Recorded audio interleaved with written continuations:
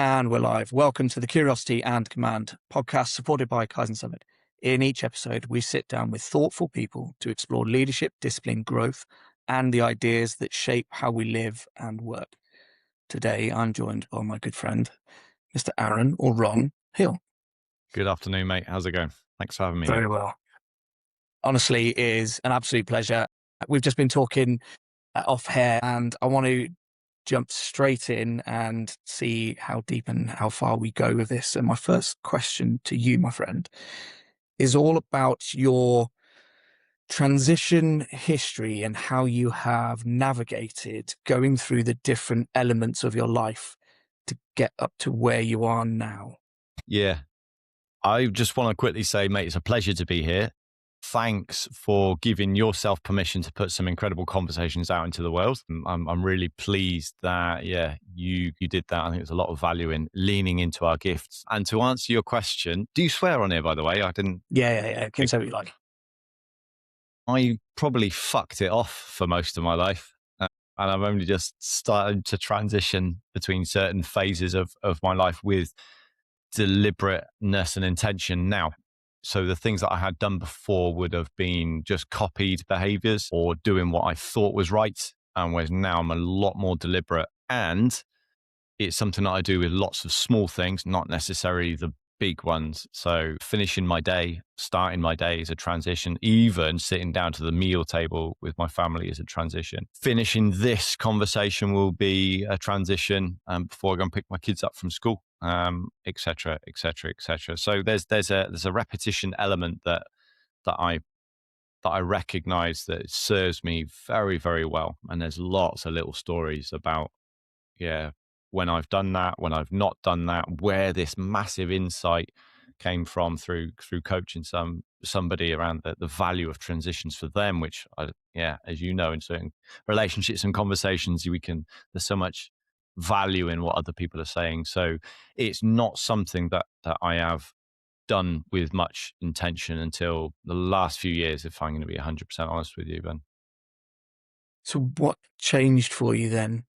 Yeah. So I think I'll probably take you back to the story of coaching this person, that they were going through a fairly big life transition, moving from one country to another with a very young family, from one job sector and stability to very little stability and lots of unknowns. It's something that they brought to a coaching session. Through the conversation, the analogy appeared of Ironman transitions. They were a triathlete, and so that's why it resonated for me, because I'd done quite a few long distance ones. And so it came down to having an awareness about the value of a deliberate pause before we go from one thing to the next. So in terms of the Ironman, it would be getting out of the water with a wetsuit for the swim, after a long swim, by the way, and jumping straight on the bike. In Barcelona, where the last Ironman that I did, in that level of heat with a wetsuit on isn't going to be beneficial for the 180 kilometers that you're going to cycle. There's probably going to be a few restrictions to your bike leg if you're wearing a wetsuit. So a transition and a pause, an awareness and a deliberateness became so valuable to me. And by the way, it's something that I do consistently, but not rigidly. So one day that'll look like one breath. One day that might look like a 20-minute meditation. It depends on what I've got going on in my life as well. Being a human, being a father, sometimes other things take priority. So it was through that made me realize, wow, there's some real value in doing this for myself. And also as a newbie to jiu-jitsu, the transition from late night classes to come back home, I found myself really quite wired. So it's another, and sleep was not difficult to come by, but took longer than I wanted. So it's something that I started to work on, very simple patterns that, interestingly, I've been guiding PT clients through years before about, just transitioning from this training session to getting back into their car to go home. So I saw the value for other people, saw it in this coaching session and the value that it had for this lad, and thought, that's something I'm going to experiment with myself. And I think it's worked really well. And I think the final element, which you've not asked about, is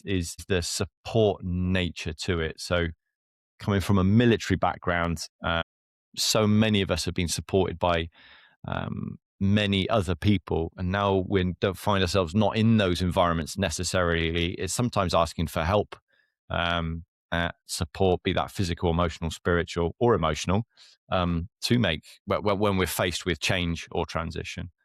Well, yeah, I think that's what's coming to me to say at the moment. It's such a massive topic, isn't it? Transition. And what come up for me there as you were talking is how many transitions you actually go through during the day. And I was talking to someone the other day, and we were talking about going through an experience and that either giving you energy or it's taking energy from you. And as you transition from your vehicle to your place of work, or from the end of the jiu-jitsu class to then returning home, picking up your kids from school and finishing work and then going into that, there's so many different transition points every day. We kind of look at the big things of change of location, change of job as the transition, but actually there's so much more presence, I think, that can be gathered from understanding that there are micro transitions every single day.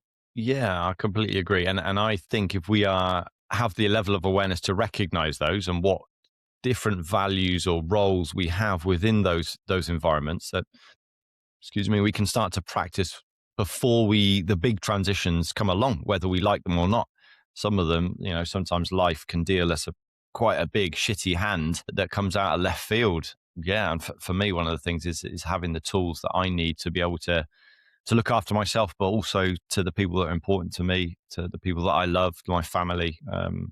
Yeah, and I did a whole series on this. Well, 3 conversations with an incredible woman, Helen Lunham Wood, on my podcast, Forging Resilience. Little plug, around transition. Yeah, it's an incredible conversation, and the thing that sticks out most in my mind, again, if I go back to the military, is what we once served us there might not serve us here. And we were to look in some of the angles we were looking at is the sense of fitting in versus belonging, and yeah, trying to be who we thought, past tense, we had to be, and exploring, yeah, what can get left behind, like the wetsuit, what also was really valuable that we might want to take with us on the next leg or next journey or next phase. So yeah, it's a we did 3 conversations on it, and there's probably more to be had. So yeah, you're right. Like, life is full of them. It's, for me, it's how much awareness have I got? What can I catch? And the beauty of that then is that it shines a light on some of the things that I thought were negatives, like inner critic or feelings of not being good enough or self-doubt, etc., which I now just see as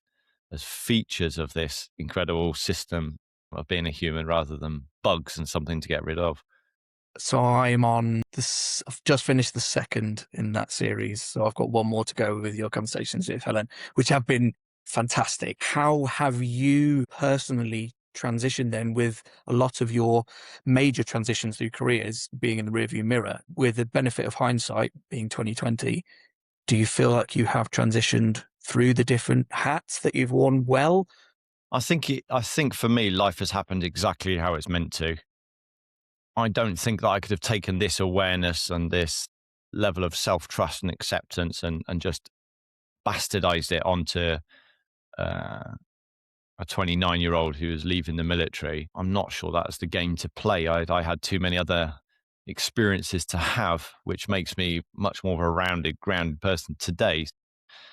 I think it happened exactly how it needed to. I wouldn't want it to happen any differently, if I'm brutally honest. Yeah, and I think as I reflect back, the two things that really leap out at me is acceptance for who I am, a distinction between what I do is very different to who I am. There's a difference there, 2 different things: who I'm being and what I'm doing, uh, and yeah, a level of, yeah, I guess, courage to ask for help and support, through coaching, through therapy, through mentoring, through having conversations like this, putting them out to the world, and then tomorrow this might not be relevant to me or my life, and it changes and develops. So it's a continual process, mate. I'm not trying to switch fire, but I'm just always curious for me to ask the host a question as Mm. well. And what stands out for you and what you've heard from Helen speak about, mate? Is there anything that's landed specifically for you or challenged? Yeah, a lot of what has kind of come up for me is the level of self-awareness that for me personally, I had, if you could have negative self-awareness, I was in those kind of numbers and took me a long time to get up to the baseline of zero self-awareness. Me too. And so I'm fascinated with people's stories of, because I hear it a lot from people saying that I had no self-awareness, and I describe it as being a passenger through life, and life was happening to you, but you're not really very present with it. You're just kind of going along with it because that's either the next done thing or that's the next role that your character you're playing needs to do. And I don't feel that in my personal life I was in charge of my life until I had developed some self-awareness, and that was early 30s probably. Hmm. Yeah. Yeah, and mine was probably late 30s. Not that it's a comparison, but again, I would take you back to what I said earlier about is, yeah, it happens when it needs to happen. And I don't think Helen will mind me saying this, but something that I've loved about speaking to her is there's something that really draws me to the way she speaks and she shares information and stories and knowledge. And I recorded another podcast with her on a leadership, no, mental toughness, like a round table between two other people as well. Myself, Helen, and Matt, they were both incredible guests. And yeah, to hear her speak a bit more about her own story, for me on the outside, I've not even told her this, but she won't mind. It was quite exciting as we become more comfortable with in our own story, and that's what it is. I think for me, that's becoming more comfortable with my own story. So once I used to do a lot of things to try and prove myself to the world because I didn't really feel valued enough in my mind's eye. So I used to do a lot of things and I pushed myself harder and harder and harder. And yeah, I'm going to pause myself there. But yeah, I'm happy to talk about that more, mate. Would you know where that comes from, if you don't mind talking about it, if you Yeah, yeah. picked that?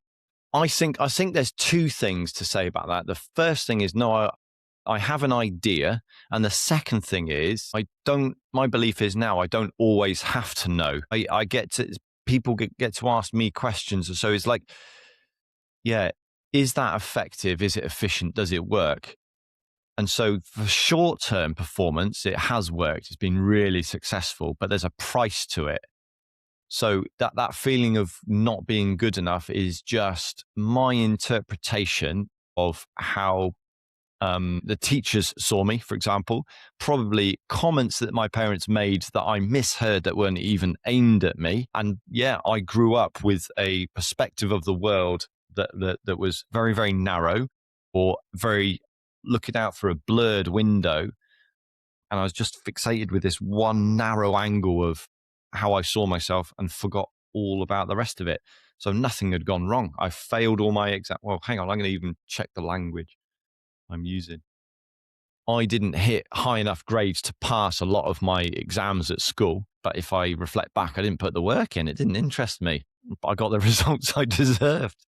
And they don't define me. And I let them define me. So I let lots of little things accumulate and I carried those around with me and used that to justify things.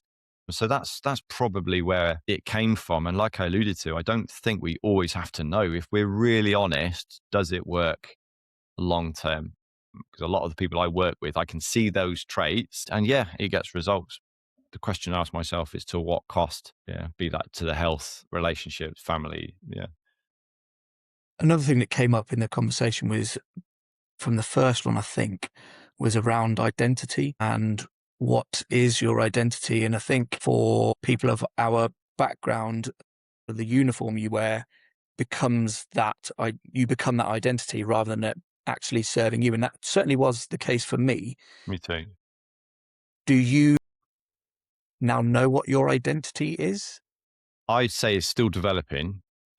Somebody that I spoke to told me if life begins at 40, you're only 6, so be kind. Um, yeah, so I'm learning, and my question to myself is: if my identity is tied to my results or to my uniform or my position, what happens when I take that uniform off or when I leave that role or position? So yeah, I'm clearer on who I am, and you just happen to see the flesh and bones of part of me, and even that's not me, and start to go down a rabbit hole that I am not sure where it would go, because haven't got all the knowledge to express that. But I see myself as the energy that sits behind what you see, and if that's a bit out there, I get that. Same for me as well. And the way that I bring it back down to earth then is what is important to me. How do I live into that? So what values steer my decisions? What brings me joy? How can I experience more of that? Yeah. So one thing I want to pick up on there is you alluded to not fully having this identity thing formed, and that perfectly resonates with me as well. For full clarity, I have a better idea, but I'm still learning. Is that daunting to you, or is that No, mate, exciting? that's exciting. It's like, oh fuck, look at all this stuff I get to learn. Yeah. I heard a podcast. I think it was the High Performance podcast, and I want to say the astrophysicist was Brian Cox, and he was talking about how much of the universe they don't know about, and he found that really exciting, because look at all this stuff we can learn. Whereas once upon a time, I'd have been using that as a measuring stick of I only know this much, they must know that much. Poor old me. That's more evidence of where I've quote unquote failed or not good enough. So yeah, no, I find that really exciting. Also, understanding that there's nowhere to get to with this. Yeah, I think what the awareness and presence helps me bring me back to this conversation. And then the next thing which I'll be doing, which is walking down to school to pick my kids up, and one other little touch points along the way. Yeah, so I find it I find it really, really exciting, mate. Look how much more I can grow. Look how much more I can learn about myself.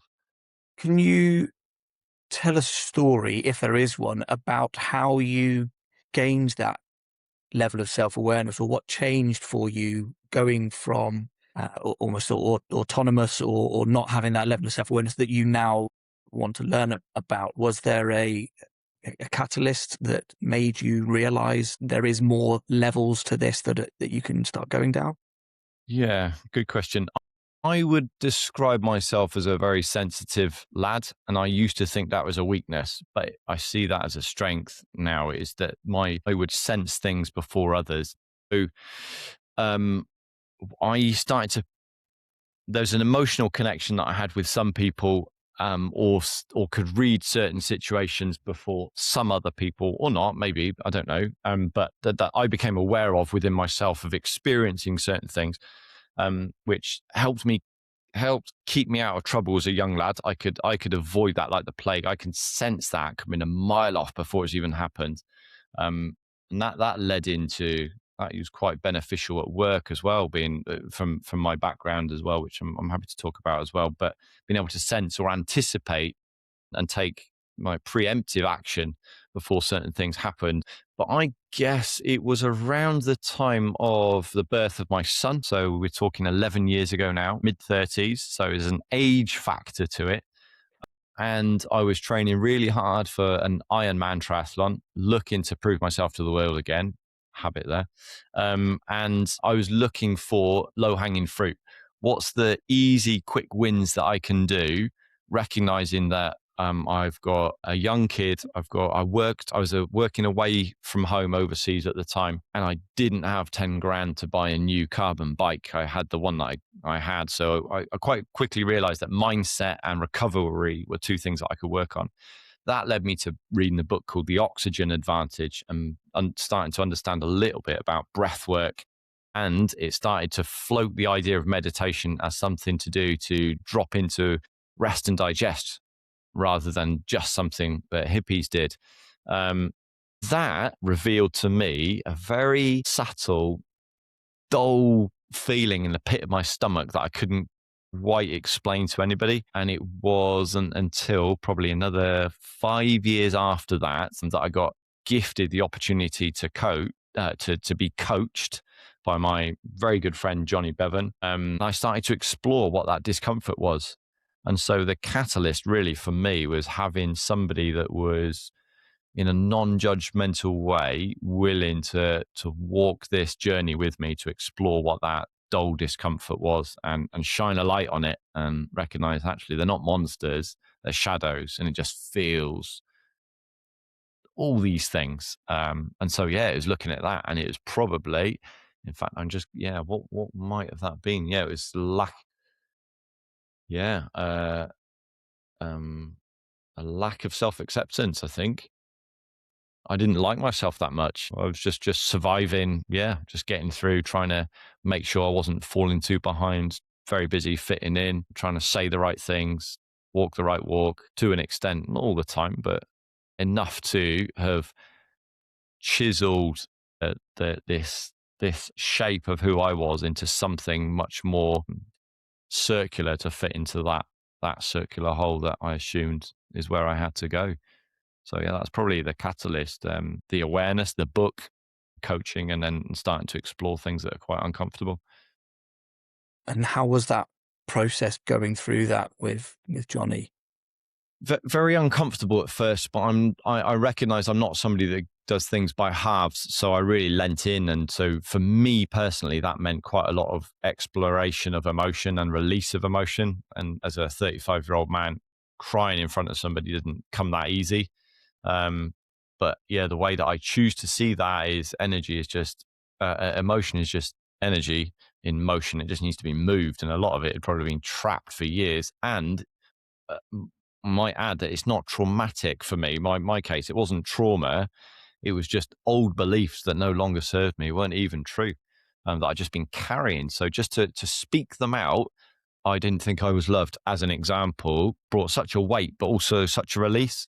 So it felt so uncomfortable explaining certain little stories that I dismissed as a youngster, to explain those to somebody else who wasn't judgmental but just curiously asking me very compassionately and with an awareness and training of their own to guide me through that process. Yeah, so it felt really uncomfortable, but yeah, I'm very glad I did. And the reason is because then I can that self acceptance and releasing myself of old beliefs or burdens now means that I can show up, especially with my kids. That's probably one of the most important things, to interact with my kids um, without this blurred lens of seeing them as faulty or as broken or as needing fixing, because I don't see myself like that. Yeah, what they're going through is what they're going through. I don't need to compare their results, their notes, their behavior, even. They're their own little humans, because I'm still learning. I can accept myself as my own human, learning about myself. We've got to be so careful about the story that we tell ourselves. It's not even the internal monologue, but it's the internal poster on the wall of how you live your life. And how has your story changed for you? But also, can you give me a timeline to that? Because what keeps coming up for a lot of people in my network is this is not today. I have no acceptance. Tomorrow, I'm fixed. It's can be it was for me. It was over a decade long of exploration and understanding and asking questions of myself. How has that timeline and that story started to transition for you? Yeah. I think our blind spots are our blind spots for a reason, and that having external support is such a massive advantage, especially if there's a level of trust there, because they will reflect back to us the language that we use or what our beliefs are creating for us. So for me, I think there's a really important element of having somebody external, because if we challenge our own beliefs so much, then our brain, bearing in mind that our brain is creating those because it thinks our lives depend on it, then if you're going to challenge those beliefs with the same brain that thought of those beliefs, yeah, it's probably not going to be consistent to long-term change, love, acceptance, or achieving our goals, might even suggest. So I think that's the first thing. I had some brilliant help and support, which made me lean into therapy, relationship counseling, et cetera, because I just thought, yeah, I want to grow and see where else I'm holding myself back. Um, Yeah, and even now, I'm just pausing to catch myself as what I said. It's interesting that I say I'm holding myself back. Yeah, so see where else I can grow, and the positive knock on effect of acceptance and love. Timeline, I don't know, Ben. To be honest, I think we're all on our own individual journeys, but a story I think that I could lean into would be highlighted to me at the time. Then I was working at a gym. I live out in Barcelona, and I'd finished my military career. I'd been on the security circuit, so a security consultant for 10 years. I recognized it's not what I wanted to do. I can remember, that's another story, finishing a conversation with my wife and thinking, I've got to get out of here, as my windows came in from a car bomb that went off just down, well, a few hundred meters down the road. But after just closing the laptop to a Skype call, so it was old school, with my little boy, thinking this is not the place for me to be. So I took some time off, looked after my son and then my daughter, and retrained as a personal trainer and strength conditioning coach in my second language, and then started a job um, as almost a 40-year-old, or as a 40-year-old in a local gym, which is extremely challenging. And so it's through coaching. My coach asked me, what have you got going on today? I was like, yeah, not too much. How's work? And then I just launched how dog shit work was. And we dived into that. And so I was taking all these beliefs about selling PT to people, how I was failing. They were just going to fob me off. I didn't have the experience. I didn't speak the language well enough. They saw me as an outsider. I didn't belong. And we got to just question those. And those had all been self-generated sort of labels and beliefs that weren't serving me. So it was a process of still doing sales, but now with an awareness of, when I was in that mode, I was just focused on me, poor old little me. But when I had an awareness, I could catch it and then also give some of that to the client. So they were coming to me for help. So rather than focus on my own story here, what might I actually and in reality be able to do for this person? Well, I know this, and this works. And if you want this, then I've got these dates and it will cost you this much, for example. So it was taking action from doing the same sort of things, but with an awareness of just catching that inner narrative, and recognizing, yeah, that's not actually working that great for me. What if it's really quite self-centered? What if I put some of my attention on them who wanted and needed the help? So yeah, it was taking action and then continually doing it and continually having support. And I see it as an upwards elevating spiral. So sometimes those things show up for me, self-worth, but it's on a different trajectory. I see it from a different perspective. It doesn't happen as often. I get to catch it quicker. Yeah, I'm not sure if that answers. Well, I do. Yeah, that's my answer to that question. It's an excellent answer. And what's with the analogy that has come up for me is something that I learned through some meditation practices, or the analogy of seeing cars going down a motorway and those being thoughts and feelings. And rather than you try to hold on to the door and it drag you along, just recognize that's anger. That's this feeling. That's that emotion. And I now talk about it as being able to detach from that. And that was something that I really struggled with. Is I was white knuckling this ride and I'm not letting go no matter what. But now with some presence and some self-awareness, I could detach from that emotional feeling of not being good enough, not being intelligent enough, and then see it for what it is. And go, okay, that's there. That's you, little 7-year-old.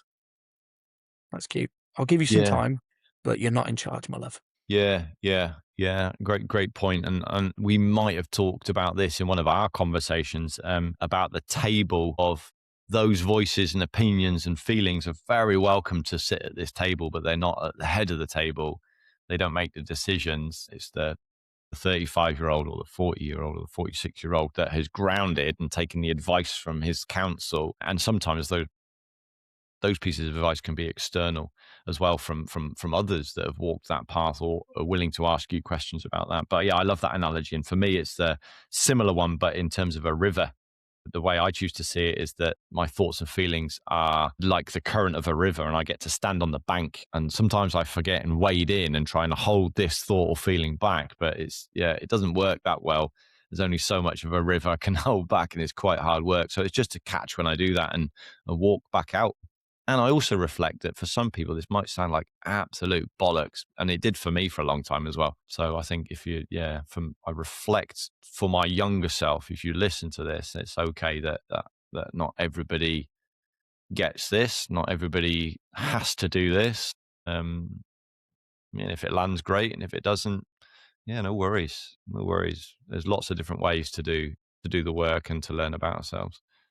You've this twice now. You've mentioned mentioned it earlier about passing out energy and being able to feel that energy, and then you've almost diminished that kind of thought again of the way that your words are seen by other people. Is that something that you are aware of? The way that this deeper presence of thought and understanding comes across to other people? Yeah, so I think it's a great catch, and I'm excited that you lean into that. I anticipate you probably felt a clench in your stomach when you repeat that question back to me, and that's the gift that I saw in you that I encourage you to lean into in terms of this podcast. So, good effort, mate. Thank you. I would say, yeah, I think it's worth clarifying then. So I'm not worried about what people think about me. I'm not as worried, let me catch that, as what people think about me. And I'm not correcting myself in terms of, is this right or wrong? I am growing in awareness of the language that I use to describe certain things, because I believe language starts to create my reality. And I don't fully understand that yet. However, I can explain this glass as half full or half empty, and I get to decide and I get to choose. And I remind myself that there's a certain way that is more efficient and effective to me as a person, and how I respond to that and the actions I take from that, than there is another way. So I am aware of me catching myself, and for me that is a living process that you are witnessing, catching myself when I'm saying something that might not be serving me, and I get just to pause for a microsecond. So yeah, it's not necessarily about how I'm perceived by people. I am just careful. So though failing my exams, Yeah. did I actually fail them? Or maybe you could argue that, but for me, it's more, it lands better for me and my 16-year-old that experienced that, as I just didn't hit those marks that were required. I'm not the failure. I just didn't do it. So yeah. And another conversation I heard, and I don't remember where this came from, but if language starts to create something that's real for you, if I said, let's have a dog shit sandwich, that would create a certain response in you. And if I said, let's have a delicious sandwich, that creates another. And it's just some words that I've changed. One you might look forward to, and the other you might not, each to their own. Yeah. I love that. I can't remember where I first heard this, but spellings are magical, because Yeah. there's a spell in it. And I really like that. And where I picked you up on that is because I'm trying to do that for myself as well, because of a way of communicating. And I think that comes from my experience teaching jiu-jitsu. I'm trying to communicate in the most effective way for that person, not for me. It doesn't matter what I say. And that's something that I've worked through, is I was focused on the way that I look to external people. I'm really trying to work on that. And now all I'm trying to focus on is, can I make this as simple as I can for the listener and the person receiving it? Because it doesn't matter how much knowledge I've got. If none of that resonates with you, doesn't sit with you, you can't grasp it, then that's an ineffective way to communicate, in my opinion. Yeah. And I guess this is part of the game of awareness. Yeah. I reflect that there'll be an efficient way to explain something for one person on one day, and that might change. And I think that's okay. And it sounds just like lots of little experiments that we get to run. Yeah. Did that work? Did they land? Did they do that technique? Did they pick up some of it? And also knowing that we're not responsible whether they did or didn't, is as in, doesn't make us any better or any worse if they did or didn't understand that concept or be able to apply it. What's coming up for me there is pulling on a thread that you've kind of weaved throughout the conversation so far, is communication and communicating to your children. I heard it a couple of weeks ago that someone was saying that the best form of personal development is to have children. I wouldn't recommend that as a route of personal development, but having kids does make you question everything that you say, the way that you come across, your posture, your whole world has to change, because it's about that, passing on that to your children, and then also having a level of self-awareness to maybe alter the way that you see yourself in the world and not pass that on to your children. Are you aware of that with yours? 100%. Yeah, 100%. As one of the biggest gifts to me was recognizing how my fear and self-loathing's probably too hard, but the dislike of myself and this constant inner critic and comparison was vomiting all over my little kids. And that, he says, pausing, I can feel the weight of that emotion of that. That said, again, I don't hold that against myself. I've forgiven myself for making those or taking those actions, speaking like that, having an aggressive posture, shouting when maybe I could have done things another way because I didn't have enough patience because I was scared of whatever. And I also think you can go down a rabbit hole here of trying to stir up a murky past and never really have an answer.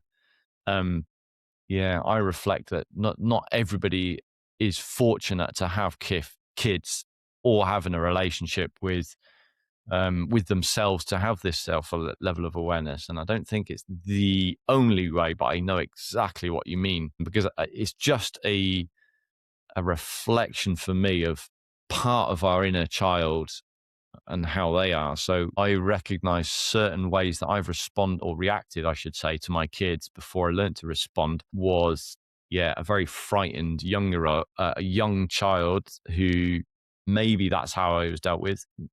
Maybe not, but that's my interpretation of it. And it touches something. And with this often visceral reaction, I get to do something with that.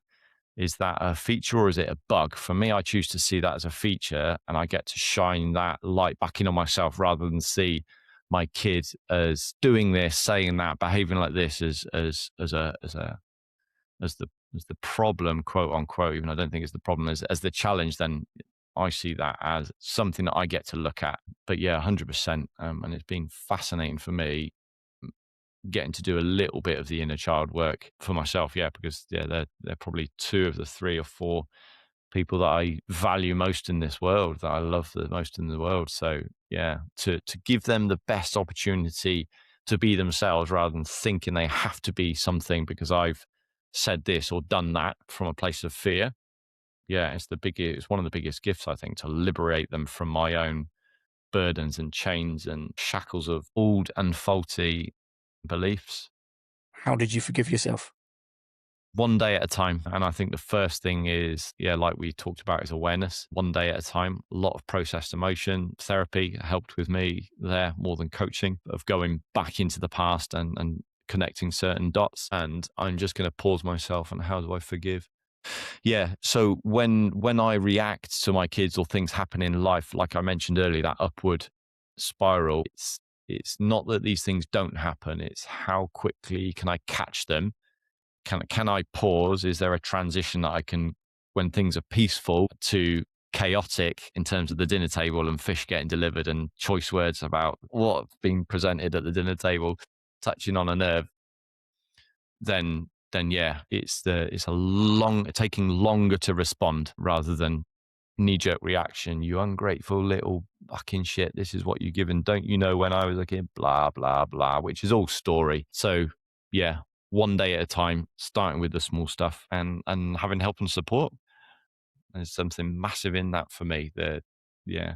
I heard a podcast with Brené Brown on the High Performance Podcast. I'm a massive fan of Brené Brown, and if she ever listens to my podcast, I'd love to have on it.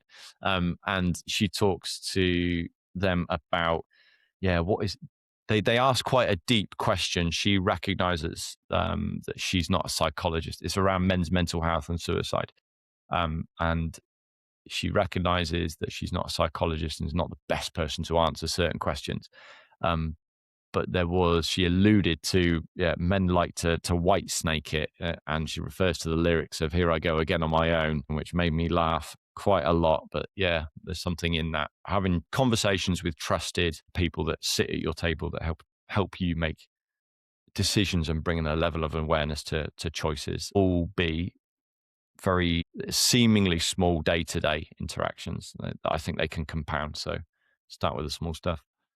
That was an excellent answer, and it's kind of rounded off a lot of what we've spoke about there through transition and awareness and pausing. That I think is such a critical part. Is just take that breath out and zoom out from whatever it is you're transitioning, whether you're coming out of the water and you're about to jump on a bike, which is a lovely analogy, which is very transferable to a lot of different things in life. And so I am aware of the time. I do want to be respectful of your time. I just want to give you the opportunity, if I may, to talk about how you balance the dichotomy of being present with your family and the children, and also having aspiration and to succeed in business. And how do you transition daily from working, being a high performer, high achieving, having high goals, and then being present with the family, and how do you navigate those waters? I'm not going to call them murky because they're not, but Yeah. I think something that popped into my mind there, Ben, that I feel for part of my story is important to mention, which is interesting in itself, and it alludes to, you asked how has that story changed for you, and I did tell you a story, and there's another one. and it's about my background, because I was in the Royal Marines for 5 years, and then I served with UK Special Forces for 5 years. And once upon a time, I was really embarrassed to tell people I didn't think I deserved to be there. I didn't think I deserved to pass the course. I could find evidence in my own mind why I shouldn't be there. I was constantly comparing myself to my colleagues. I can tell you that I only served 5 years, where some of my friends have served 20 years in that unit. So people often think that I've got all this experience and blah, blah, blah, because I came from this environment where generally people serve for a long time. And one of my things that we worked on with my coach was like, he told me, tell me your story, make you the hero of your own story. And I couldn't even look him in the eyes. I was hiding, I was looking down, I was mumbling. It was a pretty dog shit story. And it goes right back to the beginning as well, is like being able to own my story. Actually, I did this, I did that, this and the other. And because I recognize it doesn't actually, I am not making it mean anything about me. And now I'm really proud of the fact that I served in that unit. And for me, there's a way that is aligned with me that I get to speak about it, and there's ways that don't align, or things that I won't speak about, and that's okay. So yeah, I didn't want to let that opportunity slip past for myself, just to recognize that there's parts of my story that I'm still learning to own. And interestingly, look how I went to the story of personal training and fear, rather than a bit more of a broader picture of it, because it'd been easier to say that than, and very very what's the word? I can't think of the word. coincidental. Convenient. That's the word, to forget that part. So yeah, there's evidence again of me still learning to own that. Yeah, I still feel quite proud. So yeah, you asked about the balance. I think again, so for me, here's a language challenge. I wouldn't say there is a balance, because things are constantly in motion. For me, balance means that things are perfectly aligned. And as you know, and as I've seen bouncing in the background, there's either been a kid or a dog at the back door. And that's if things, that might be a distraction. There's a flow to life. It's not rigid and static. And there's the word harmony or rhythm aligns a lot more for me with where I am. So how do I manage that harmony? And I think the first thing I would draw on is help and support. Again, bore off, but it's true for me because I don't. If not, my tendency will to be work more, work later, work harder, get more frustrated, do more, work harder, work later, do more until something gives. That will probably start to encroach on family time. And if it didn't, then I'll go back to work after the kids were in bed without some sort of boundaries or limits. But I have people that challenge me on that ask me questions that realign me to or ask me questions to reorientate myself to my values and how I want to show up. And the way that I think that I walk this path of aspiration is what we alluded to in our pre-recording chat, is consistently taking, but not rigidly taking small steps towards that goal. So it's not the one thing I can do to bench press 1,000 kilograms or to get a black belt in jiu-jitsu. It's what's the 1,000 things I can do just to have a bit more awareness, or the 1,000 conversations I can to have to impact one life. So it's recognizing that there's lots of value in all the small bits and the details. For me, from where I'm sat today, and in a week's time, that might change. Mm. As of right now, this is what I know.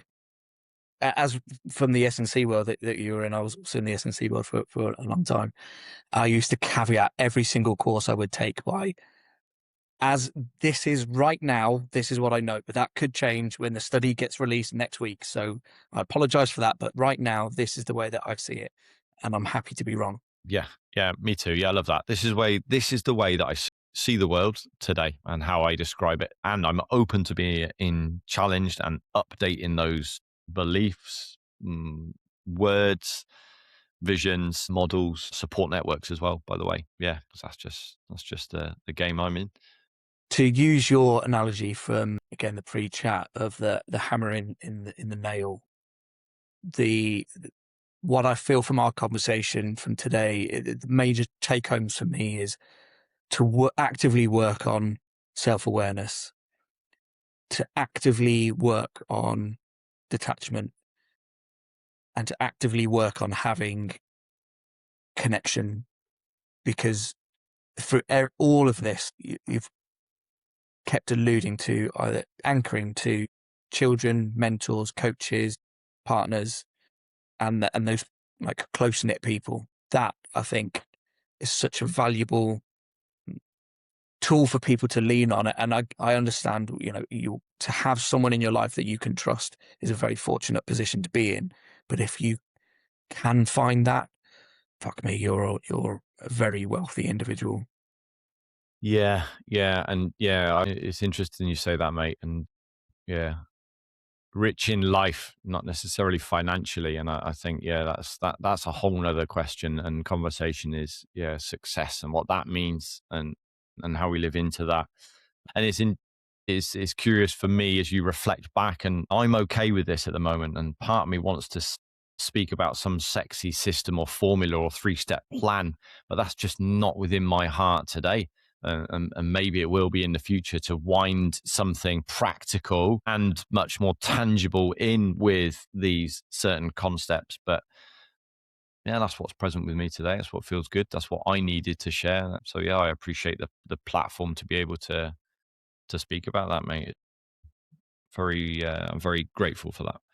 I have loved this. I have done none of the points that I had originally written out for this. So I very much appreciate the offer of round two. I definitely will take you up on it, because there is a lot that we can do with this. Love So it. thank you very much. And thank you very much for all that you have given me. You know what that is. And I very much appreciate you, Ron. You're welcome, Ben. I'm really, really pleased for you that you get to lean into some of your gifts and that curiosity and compassion, and get to show that to the world, mate, because there's a lot of value in that. And you've not asked, but I will say this. If I was going to say 2 things to leave people with, if they remember nothing else, I would say remember that you're enough. There's nothing you have to do to earn your worthiness, that you are loved, even if you don't feel it. There's somebody out there who will love you. Yeah, you just might not have found them yet. And especially for men of our age, if you're struggling, there is people out there who will love you, support you, and be willing to guide you should you be willing to, yeah, be done with your suffering and reach out and ask for help. And there's links of an organization that I am connected to, Save a Warrior, who I'm happy to put those links in. I'm sure you have a fair few veterans and first line responders listen to this. So yeah, I'd appreciate if I can put that link in the end of this conversation, mate. That would mean a lot to me. We will definitely include that in the description, and it's a great place to leave it. And thank you very much for your time, Ron. I really valued this. This has been excellent and given me energy. So I appreciate that, my friend. You're welcome, mate. Lots of love, Ben, and I look forward to speaking to you soon. Thank you, my friend.